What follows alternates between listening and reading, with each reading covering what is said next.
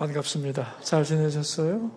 오늘 우리 5과 내가 사랑하는 포도원을 위하여 이 부분을 살펴보도록 하겠습니다. 이사야 5장이 포도원에 관한 노래인데 왜 포도원의 노래를 지었는가 하면은 여러분 노래를 부르면 기억하기가 쉽죠? 예를 들면 우리 성경 노래 있잖아요. 창세기 출애굽길의 위기. 성경을 못 외울 때 어릴 때 그 노래를 부르면 다 외워지죠?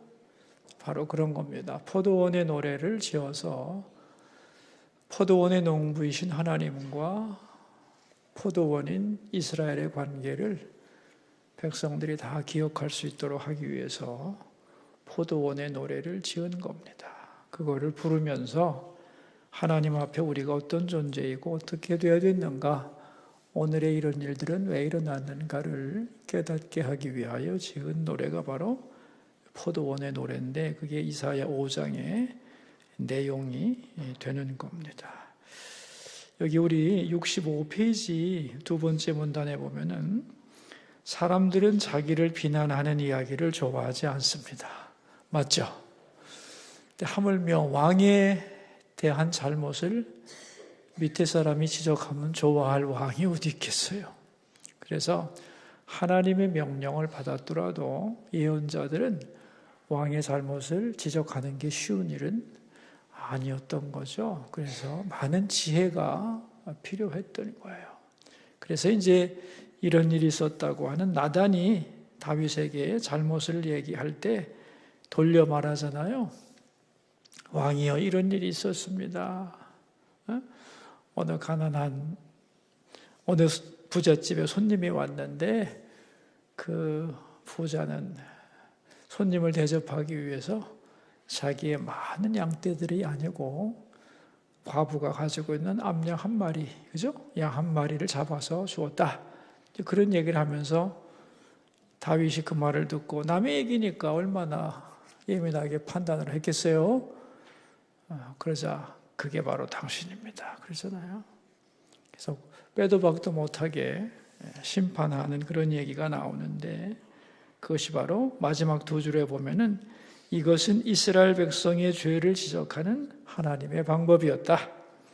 그러니까 반발하거나 은폐할 수 없도록 그렇게 분명하게 판단할 때 이런 우회적인 방법을 썼는데 포도원의 노래도 바로 그와 같은 것이다. 그런 얘기입니다. 66페이지로 가서 맨 위에 보면 나오죠. 이사야 5장 1절에서 7절 말씀은 포도원 노래인데 어떤 사람이 포도원 노래를 불렀다는 거예요.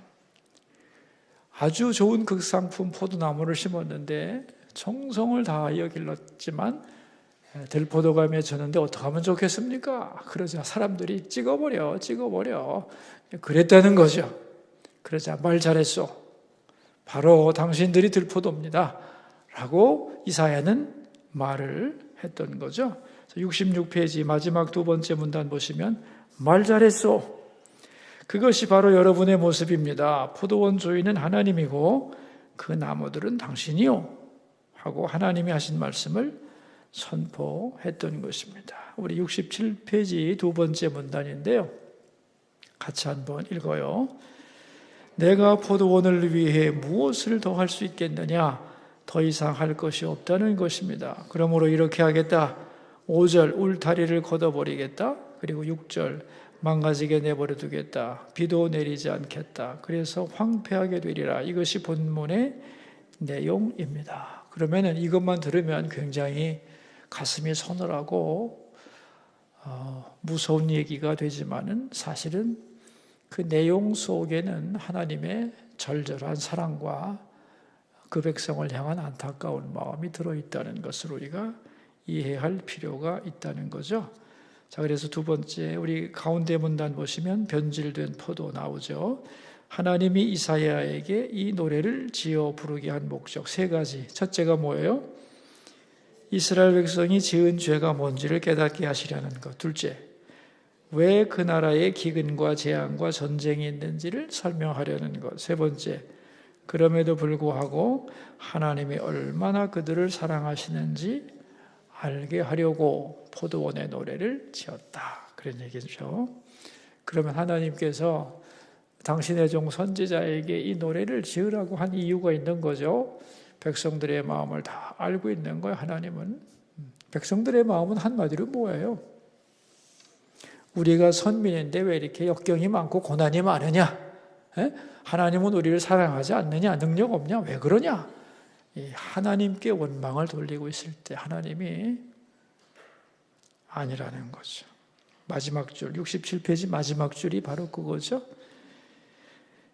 여기에 대한 하나님의 대답입니다. 같이 읽습니다. 뭐라고? 그것이 나 때문이라고? 나에게 실망했다고? 정말 실망한 것은 너희가 아니라 바로 나다.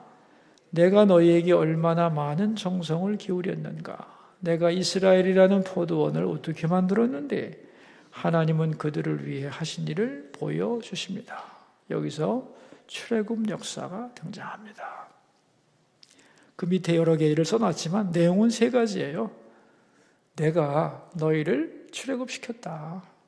두 번째, 40년 동안 광야에서 훈련시켜서 깨끗한 종자를 만들어가지고 기름진 가나안 땅에 심었다. 그런 얘기입니다.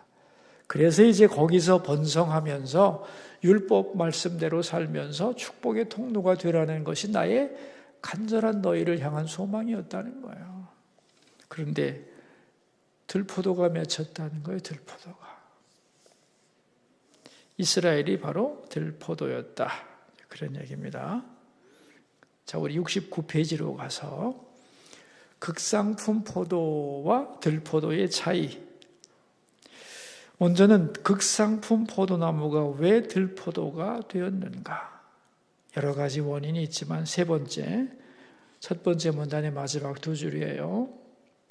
셋째, 나무가 변질된 것입니다. 그들의 존재, 그들의 인격이 바뀐 것입니다. 이스라엘 사람들이 변했다는 거 아니에요? 자, 여러분, 여기서 이제 우리가 인격에 대한 정의를 내려야 되는데, 인격이 뭐예요? 인격. 당신은 인격이 왜 그래? 그런데 인격이 뭐예요? 두 번째 문단에 나오죠? 굉장히 중요한 정의예요. 성경이 내리는 인격의 정의예요.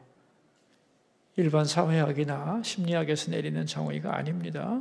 성경이 내리는 인격의 정의. 같이 한번 읽어볼까요? 인격이란 내 마음이 첫째로 추구하는 것과 내가 맺은 관계다.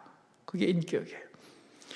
그 다음에 오는 모든 대상은 거기에 종속됩니다. 자, 예를 들어보는 거예요. 내 마음의 가장 깊은 곳에 돈을 사랑하는 마음이 자리 잡았다면, 즉 내 마음의 가장 깊은 곳에 무엇을 담았느냐? 돈을 담았다면 그 사람의 모든 인격은 돈을 중심으로 돌아간다는 거예요. 돈만 있으면 행복하겠다. 돈만 있으면 마음이 만족하겠다. 이렇게 돈을 내 마음의 중심 가치로 딱 잡고 나면 그 사람의 말과 행동과 모든 것이 다 돈과 연결돼서 친구를 사귀어도 돈을 위해서 결혼을 해도 돈 때문에 공부를 해도 세상의 모든 것이 돈을 중심으로 그 사람은 돌아가는 인격이 된다. 왜요? 그의 인격의 핵심이 돈이기 때문에. 인격 별거 아닙니다, 여러분. 내 마음의 가장 깊은 곳에 내가 가장 소중하다고 생각하고 담은 가치가 바로 그 사람의 인격인 거죠. 마치 뭐와 같으냐면 지성소에 하나님의 법궤만이 있어야 되잖아요. 그죠?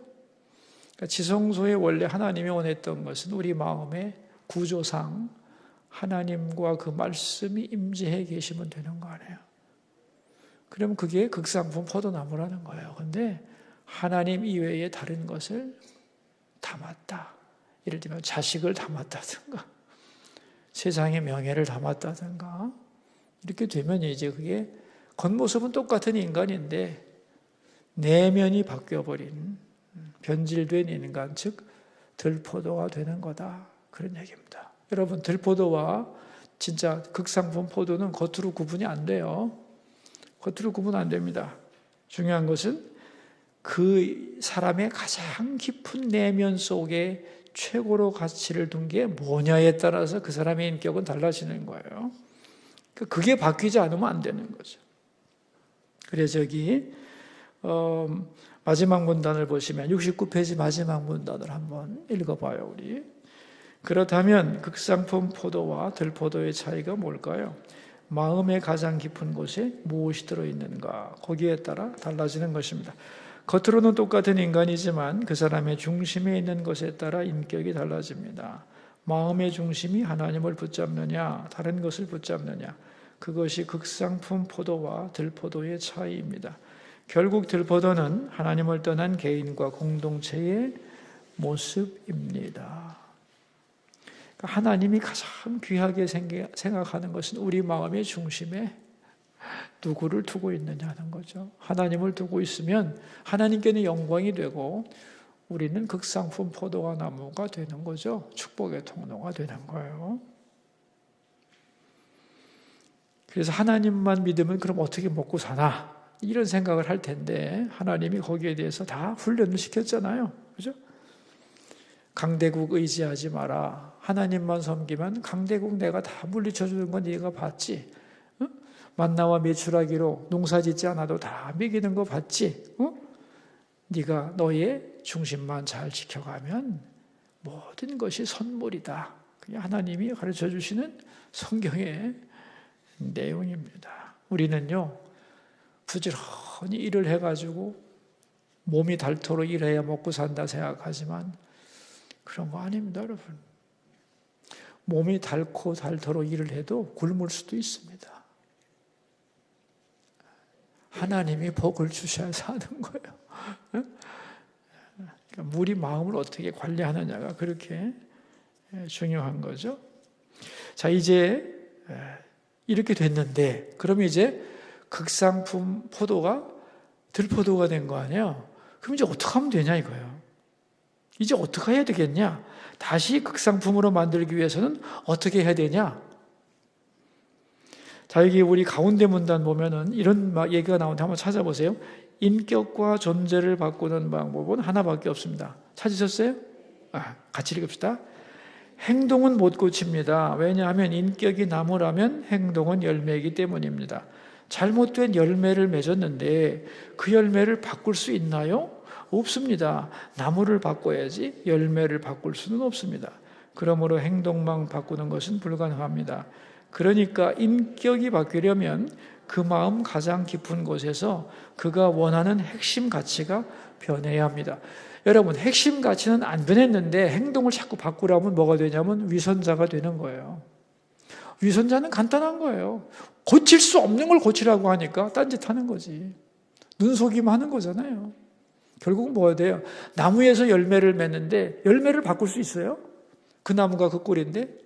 안 되는 거예요. 그러니까 나무를 바꿔야 되는 거예요.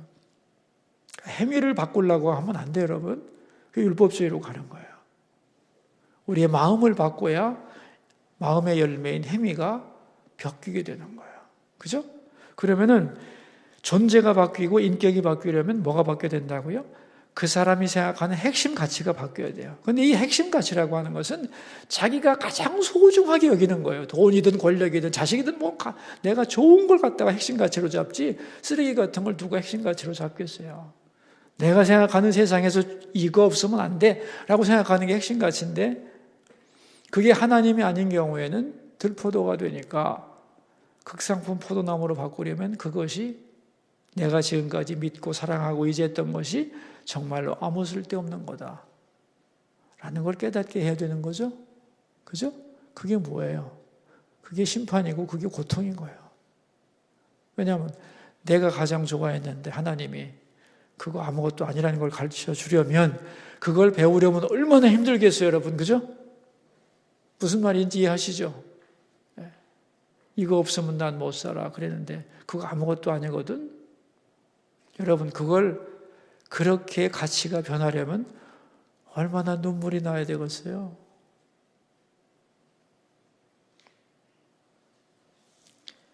여러분 70페이지 마지막 문단을 읽어봐요. 우리. 그런데 그것이 마음속에서 빠져나가려면, 그것이 허무하고 무가치하다는 것을 느끼려면 그가 가장 원했던 것이 무너져야만 합니다.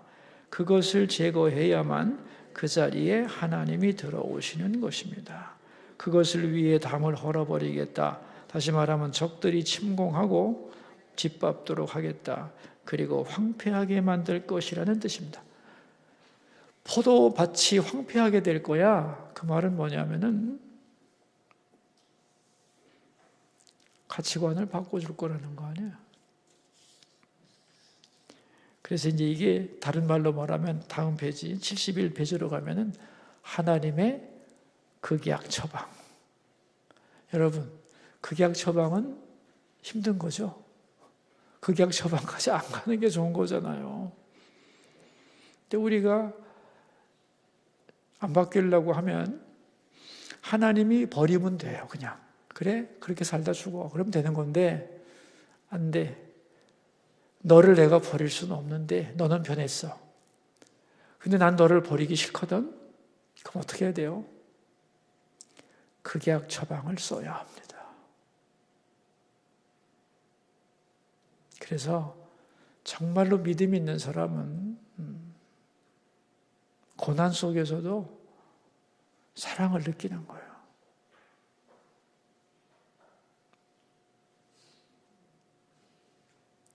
잘못 가고 있는데 계속 잘 돼봐요. 돌아올 인간이 있겠나? 말하건대 한 사람도 없을 겁니다. 그러니까 잘못된 길로 가면 하나님이 막는 게 축복이다. 은혜, 축복이에요? 축복이에요. 축복인 거예요. 그래서 돌아와야 하고, 하나님도 원하진 않지만 사랑하는 자녀들을 위하여 들포도가 된 극상품 포도나무를 극상품으로 돌리기 위해서는 극약 처방이 필요한 거다.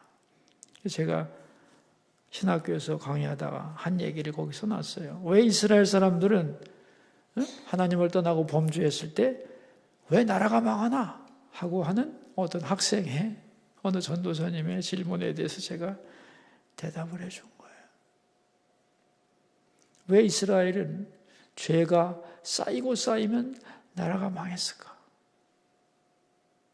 나라라고 하는 것이 인간에게는 마지막 보루이기 때문에, 마지막 담이에요. 나를 보호하는. 근데 오늘 포도원을 헐어버리겠다고 그러잖아요. 그죠? 담장을 헐어버리면 어떻게 되겠어요? 들짐승, 산짐승이 와서 다 먹어버리고 적들이 와서 다 뜯어가는 거지. 그야말로 자기를 보호할 능력이 없어지는 거 아니에요? 마찬가지라는 거예요. 이게 국가적으로 말하자면 나라를 잃어버리는 거예요. 나라 잃은 서름이 얼마나 큽니까, 여러분? 우리는 안 당해봐서 모르지. 얘기만 들은 거지. 진짜 얼마나 미칠 짓입니까? 이게 나라를 잃는다는 게 가장 큰 고통이죠. 그 속에서, 그런 엄청난 고통 속에서 우리가 왜 이렇게 됐는가? 우리가 누군가? 어떻게 해야 되는가? 해서 다시 돌아오는 거죠. 그래서 하나님이 극약 처방이 바로 나라를 잃는 것이고요. 더 구체적으로 말하면 보이는 나라는 잃어버리더라도 영원한 하나님 나라는 잃어버리지 마라. 그러기 위해서 어떤 고통이든지 줄 수 있는 거예요. 저는 그것이 은혜라고 믿습니다, 여러분. 여러분, 하나님 나라를 잃어버리면 어떻게 해요? 예? 여기서 한 100년 잘 살면 뭐 하겠어요, 뭐? 영원한 나라를 잃어버린다면 아무것도 아니죠.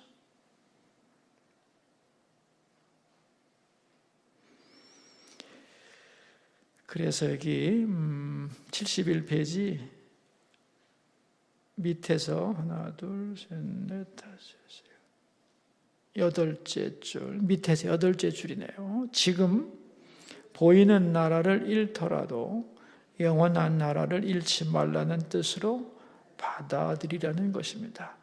내가 모든 것을 잃는다 해도 영원한 나라, 영원한 생명은 결코 잃어버리지 않게 하려는 하나님의 극약 처방이 망하는 것이라고 생각합니다. 여러분은 어떻게 생각하실까요? 이 가치관에 동의하시나요? 왜 하나님이 포도원을 헐어버리고 포도나무가 다 짓밟히게 할까? 그런 거죠. 자, 우리 마지막 문단 읽어봅시다. 오늘의 역사를 인류 역사로 확대해 볼까요? 지금 세상의 모습을 보십시오. 왜 이렇게 세상이 힘들고 고통스러운가? 사람들은 말해요. 세상이 고통스러우면 하나님이 없기 때문이라고. 근데 하나님의 대답은 천만의 말씀입니다. 사람들이 하나님을 버리고 그 마음의 중심에 하나님 아닌 어떤 것을 추구하고 그것을 얻기 위해 얼마든지 악한 일을 자행하기 때문이지 하나님 없기는 아니라는 거예요. 72페이지로 갑시다. 그들을 돌아오게 하려면 그들이 가장 소중히 여기는 그것들을 제거해야만 합니다. 그래서 고통이 있는 것입니다. 그러므로 고통은 하나님이 없어서가 아닙니다. 하나님이 인간을 버렸기 때문도 아닙니다.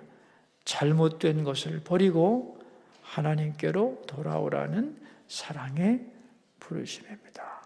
자, 이제 포도원의 노래를 이스라엘 국가로 확대한 얘기를 지금 한 거고, 자, 이것을 이제 내 개인으로 돌리자면 다음 문단이에요. 포도원의 노래를 나에게 적용시켜보면 이 내용을 개인에게 적용시켜 볼까요? 자, 읽어봅시다. 하나님은 여러분에게 얼마나 투자하셨다고 생각하나요? 하나님은 여러분 때문에 이익을 보셨을까요? 손해를 보셨을까요? 질문해 보기 바랍니다. 아니야, 하나님은 나에게 이것도 해주시고 저것도 더 해주어야 한다. 지금 이 현실은 하나님이 나를 사랑하시지 않는 증거다.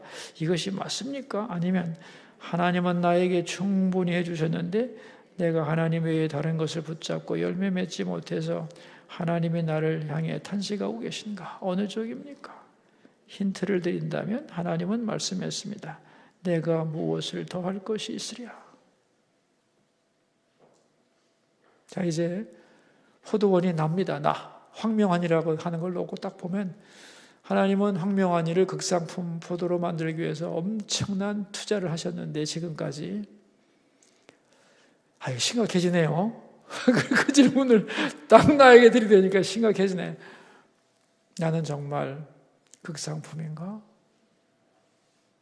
하나님은 나한테 투자하셔서 이익을 보셨을까?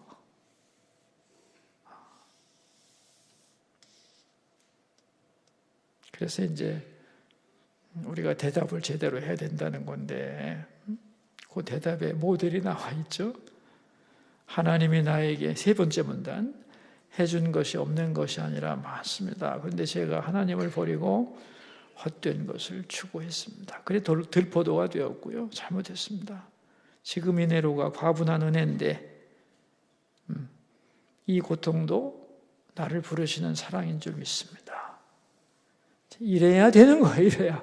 이래야 이제 우리 인격이 바뀌고 우리가 마음에 가장 소중하게 여겼던 가치가 하나님으로 바뀌면서 우리가 제자리로 돌아가는 거죠.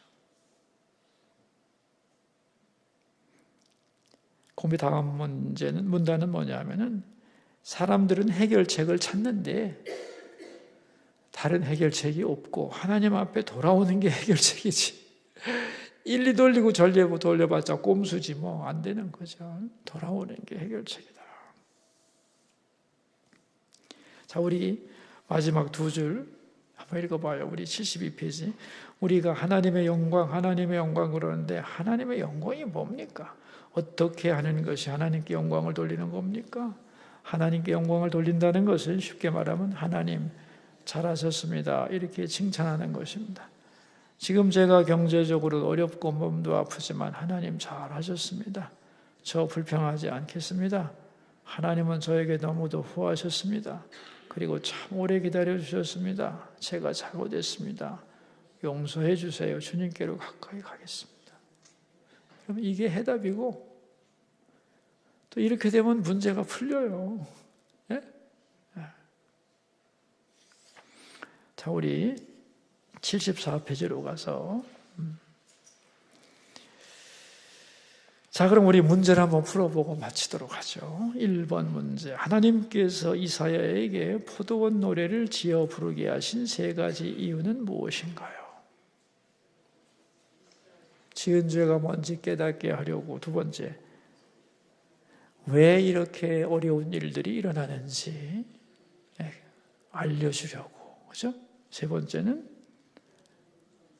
그럼에도 불구하고 하나님이 아직도 사랑하고 계신다는 거. 그래서 포도원 노래를 지어서 부르게 하신 거예요. 두 번째, 인격이 바뀌려면 무엇이 바뀌어야 하나요? 그 사람의 핵심 가치가 바뀌어야 되는 거예요. 핵심 가치는 안 바뀌었는데 겉으로 괜찮은 모습이 되려고 하면 100% 위선자가 되는 거예요. 100%. 그래서 이제 소위 그런 말 하잖아요. 내 마음에 왕이 바뀌어야 된다고. 쓸데없는 왕을 다 폐위시켜버리고 하나님 한 분만이 영원하고 진정한 왕으로 좌정하시옵소서. 그게 중심가치의 변화예요. 그래서 우리 마음을 동그란 원이라고 한다면 우리 마음 동그란 원 안에 의자가 하나 있는데 그 의자 위에 누가 앉아있냐? 돈, 명예, 권력 이런 게 다 들어있으면 다 치워버리고 거기 하나님 한 분이 계셔야 되는 거잖아요. 그게 핵심 가치예요. 핵심 가치.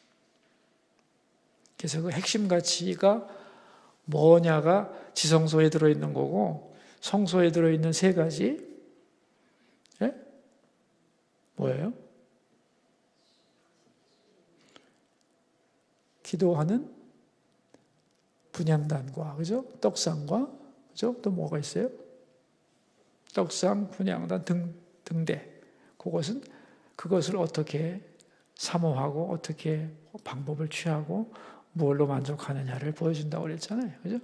그래서 우리 마음의 구조가 바로 지성소와 성전이다. 성전과 지성소는 밖에서 안이 안 보이잖아요. 우리 마음도 밖에서 안 보이잖아요. 근데 우리 영 속에 뭐가 있냐? 그리고 그것을 추구하는 게 혼이라는 것. 그죠? 합해서 마음이라고. 그 마음이라고 한 특세대 다 다뤘던 거예요. 3번. 하나님께서 우리에게 고통을 주시는 이유는 무엇인가요? 고통의 문제 앞에서 우리가 어떤 행동을 취해야 하나요? 고통의 문제를 통해 하나님께로 돌아간 경험이 있다면 나눠봅시다. 이방신을 섬기는 사람들, 또 하나님을 믿어도 이방신처럼 섬기는 사람은 고통이 오면 원망을 해요. 근데 하나님을 제대로 믿으면 그렇지 않죠. 고통이란 결국 뭐냐? 고통을 주시는 이유, 나의 핵심 가치를 바꾸려는 거예요. 나의 핵심 가치를. 근데 여러분, 내가 소중하게 여기지를 않는 것을 내가 잃어버린다면 고통 당하겠어요? 내가 시시하게 여기는 게 없어지거나 말거나지 그죠? 아니 내가 담배를 안 피우는데 담배값이 오르건 말건 나하고 무슨 상관이야? 난 담배가요 한 갑에 5억, 10억 해도 돼 나는. 그게 나하고 무슨 상관이야? 시시하게 여기는 건 상관이 없어요. 근데 가치 있게 여기는 것을 뺏어가는 건 무지무지한 고통이에요. 근데 내가 생각하는 핵심 가치를 하나님이 바꾸려면 힘들죠. 정말 힘든 거예요. 그러나 그게 내가 하나님 앞에 진정한 내가 되는 방법이잖아요. 그죠? 극상품 되는 과정이고. 그래서 두 번째, 고통의 문제 앞에서 우리가 어떤 행동을 취해야 하나요? 하나님 없기 때문이다. 그래요? No. 하나님이 날 사랑하지 않기 때문이다. 맞아요? No. 잘못된 것을 버리고 하나님께로 돌아오라. 는 것이구나. 깨달아야 하는 거죠. 고통의 문제를 통해 하나님께로 돌아간 경험이 있다면 나눠봅시다. 많을 거예요. 고통 없이 믿음 성장한 사람이 있으면 나와보라 그래. 여러분도 말할 수 있죠. 그죠? 하나님은 나한테 내 나이만큼 투자를 하셨는데 이익을 보셨을까? 손해를 많이 보셨을까? 우리 앞으로 잘 대답을 하도록 합시다. 오늘이 이제 학기 마지막 안에 여러분 그동안 수고 많으셨고 이걸 가지고 다음 주 공부하시고 이제 마치실 텐데 여러분께 감사드리고 마무리 시간 잘 하시기를 바라요. 우리 함께 기도합시다. 하나님, 내가 사랑하는 포도원을 위하여라는 제목의 말씀을 나누었습니다. 내가 사랑하는 포도원을 위하여. 하나님 얼마나 포도원을 사랑하시는데, 그래서 얼마나 많은 정성과 사랑을 쏟으셨는데 세상에 극상품 포도나무가 들포도가 되었다니 있을 수 있는 것인가? 농부의 입장에서는, 그 당시 사람들의 입장에서는 있을 수 없는 일인데, 이것이 우리의 이야기라는 것, 다름 아닌 내 이야기라는 걸 생각하면 참 심각해집니다, 아버지. 왜 하나님은 사랑하신다며 이런 고통을 주시나? 원망만 하고 있는 철없는 이스라엘 백성들에게 그 이유를 오늘 과를 통하여 자세히 설명해 주셨고, 그것은 다시 말하면 하나님을 향한 나의 잘못된 질문에 대한 하나님의 정확한 답변이라는 것을 우리가 절대로 잊지 않도록 도와주시고, 이 과의 내용과 의미를 마음에 깊이 깊이 새기고 하나님 앞에 바로 응답할 수 있도록 도와주시며, 또 이것을 가지고 함께 은혜 받은 이야기를 나눌 때 서로가 서로를 하나님 앞에서 비춰보는 시간이 되고, 하나님 앞에서 다시 나의 핵심 가치를 확인하면서 극상품 포도나무로 변해가는 계기가 되도록 도와주시옵소서. 신앙생활 겉으로 하는 것 같지만 속에서 하지 않는 사람들이 참 많습니다. 진정한 내 속에서의 추구하는 가치의 변화가 하나님이기를 원하며, 모든 수고하는 교구장님, 구역장님, 권찰들에게 은혜를 더하여 주옵소서. 예수님 귀하신 이름으로 기도드립니다. 아멘. 여기서 마치겠습니다. 감사합니다. 수고하셨어요.